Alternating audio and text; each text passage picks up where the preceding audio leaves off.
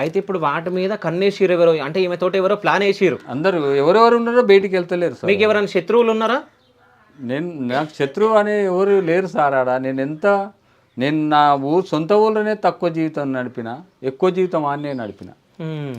అంటే ఎవరితోటో, అంటే ఈమె కార్ డ్రైవింగ్ వచ్చా, కార్ వేరే వాళ్ళది అయి ఉంటుందా? వేరే వాళ్ళు. ఈమె కార్ డ్రైవింగ్ ఇట్లా ఏం రాదు సార్, స్కూటీ కూడా ఏం రాదు. ఏం రాదు. సో ఎవరితోటో అంటే కార్లు వచ్చిందని పోలీసు వాళ్ళు చెప్పారు. అసలు నిజం చెప్పాలంటే ఒకవేళ ఇప్పుడు మిమ్మల్ని చంపి పిల్లల్ని చంపిన ఉంటే నిజం బయటికి రాకపోతుండే సార్. అంటే ముగ్గురు పిల్లల్ని చంపి ఆయనే చచ్చిపోయిండు అని చెప్పేసి కూడా క్రియేట్ చేస్తుండే పైసల కోసం. వాళ్ళు అదే చేస్తామని చేసిరు. అది అసలు ఏదో దేవుడు మన అందరూ ఉన్నందుకు నన్ను ఒక్కరిని బతికించి బయటికి తీసిండు అంతే అసలు అది.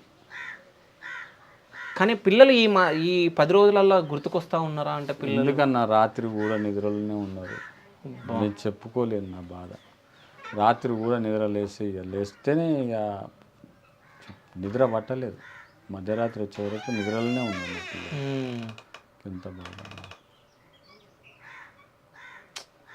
కానీ వాళ్ళు మీ దగ్గరకు వచ్చి మీరు బయటికి రాగానే మిమ్మల్ని అడగడము, డాడీ ఇది ఇప్పి అది ఇప్పి అని చెప్పేసి అని అవన్నీ. మా పిల్లలు నాకు సాయంకాలం వరకు నేను నా పిల్లలకి ఏదో ఒకటి పట్టుకొచ్చేది సార్.